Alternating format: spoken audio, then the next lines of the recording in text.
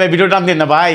ভাই গো, আমি এই মেয়েটারে বিয়ে করছি ভাই, তার 2টা বাচ্চা সহকারে। ভাই কি আমি ভুল করছি ভাই? কন আপনারা যে আমার বাজে বাজে মন্তব্য করতেছেন, আমার না খুব কষ্ট লাগে ভাই। আমি কি এতিম দেখে কি ওরে বিয়ে করছি? আমি কি ভুল আরে করছি? একটা ইতিমের দায়িত্ব নিছে, কি জানি কয় এই যে মাদ্রাসার হাফেজ তাও আপনারা আমি একটা কোরআনের হাফিজের বাবা হইছি, আমি ভাই কি ভুল করছি? কন কেউ তো ওর বাবা এই ছিল সমাজে না কেউ তুলে নিতে চায় একটা ইতিমের বোঝা, ও নিছে, তাহলে আপনারা কেন জ্বলতেছেন বলেন?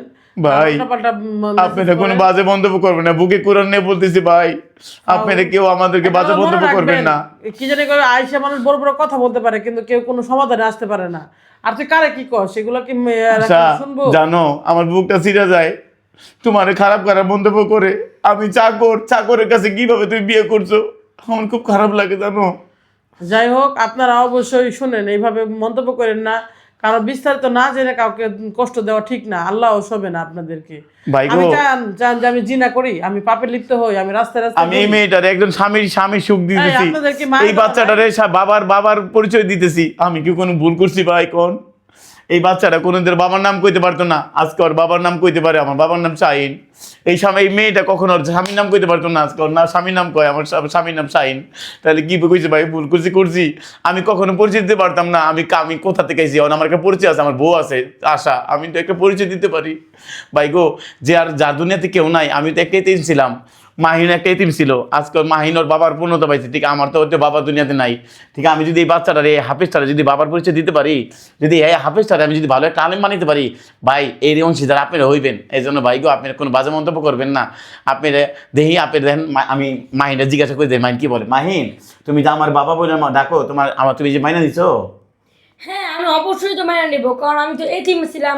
কোনোদিনও বাবা বাবা উচ্চারণটা আমি কোনোদিনও মুখ দিয়ে আনতে পারতাম না। তাই দেখেন, আমার বউটারে জিজ্ঞাসা করি, একটা আমার কথা বউটা মনে রাখবেন, দেখেন 3টা বছর ধরে স্বামীর সুখ পায় নাই, 3টা বছর ধরে বাবার স্বামীদের দেহে নাই। আজকে আমি নতুন স্বামী হয়ে ওর বিয়ে করছি, আজকে ও স্বামীর সমস্ত দায়িত্ব পালন করতে পারে। ও মাঝে মাঝে কয় আমার স্বামী যদি থাকতো এইটা আমি কাটাতে পারতাম। আজকে স্বামীর নেই কাটাইছে, ওর কোনো প্রতি কেরম জিজ্ঞাসা করি, আশা তুমি যে আমার বিয়ে করছো এইটার মধ্যে 4 দিন ধরে, তাহলে তোমার এই স্বামী নিয়ে ঈদ কাটালে কেমন লাগলো এই দিনটা? অবশ্যই ভালো লাগছে। কি কারণে? স্বামী নিয়ে একটা ফিলিংসই আলাদা, সবাই জানেন। বউ পোলাপান নিয়ে একসাথে ঈদ করাটা, স্বামী সন্তান নিয়ে, এটা যে কতটা ভাগ্যের, এটা তো সবাই জানেন। যারা প্রবাসী ভাইয়ারা আছেন তারা জানেন যে বউ পোলাপান রেখে যে ঈদ করাটা কতটা কষ্টদায়ক। আমারও এরকম কষ্ট হইতো। এখন আমার কষ্টের দিন শেষ। আপনারা যদি এখন পজিটিভলি নেন, তাহলে হয়তো আমরা ভালো থাকবো ইনশাল্লাহ। আর যদি আপনারা এভাবে মন্তব্য করেন, তাহলে কেউ থাকবে বলেন? তাহলে ভাই, এই জন্য আপনাদের কাছে 2 হাত ধরে কই ভাই, আমারে মেনে নেন ভাই, আমার বউডারে মেনে নেন ভাই, আমার বাচ্চাটারে মেনে নেন। ও একটা হাফেজ ভাই, ও কোরআন পড়ে 5 ওয়াক্ত ভাই। আপনি কোনো মিথ্যা না, আপনাদের সামনে একটা কোরআন তেলাওয়াত করবো, আপনি দেখলে বুঝতে পারবেন ও কতটুকু আসলে কি হাফেজ কিনা, মাদ্রাসায় পড়ে কিনা। মাহিন, তোমাদের আঙ্কেলদের মাঝে একটা কোরআন তেলাওয়াত বলো, আর বলে দাও সবাই কোরআন তেলাওয়াতের মাঝে জানি তোমার বাবাকে মেনে নেয়। বলো।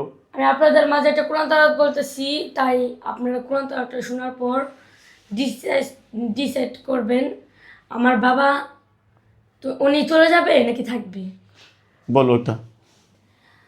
আউযু বিল্লাহি মিনাশ শাইতানির রাজীম। বিসমিল্লাহির রহমানির রহিম। ওয়াল মুরসালাতি উরফা ফালআসিফাতি আসফা والناشرات نشرا فالفارقات فرقا فالملقيات ذكرا عذرا أو نذرا إنما توعدون لواقع صدق الله العظيم। মাশাআল্লাহ, জাযাকাল্লাহ। এরকম সন্তানের বাপ হইতে পারছি, আল্লাহর কাছে আল্লাহ আপনার কাছে লক্ষ কোটি কোটি শুকরিয়া আল্লাহ। এরকম একজন বউ পাইছি যে তার সন্তানকে ছোট থেকে মাদ্রাসা শিক্ষা দিছে। আর আপনারা আমাকে বাজে বাজে মন্তব্য করেন, আমি কখনো যাব না। আমি কোরআনে বুকে রেখে বললাম, এই বউ আমি কখনো ছাড়বো না। এতে আমার মৃত্যু হইলে হইব, মৃত্যু হয়ে গেলে তো হয়তো আমি শেষ। ঠিক এই মৃত্যু আগ পর্যন্ত আমি আমার বউ আমার সন্তানকে আমি ছাড়বো না, কথা দিলাম আপনাদের মাঝে। আপনারা যাই কন, আমি জানি আপনারা মেনে নেবেন।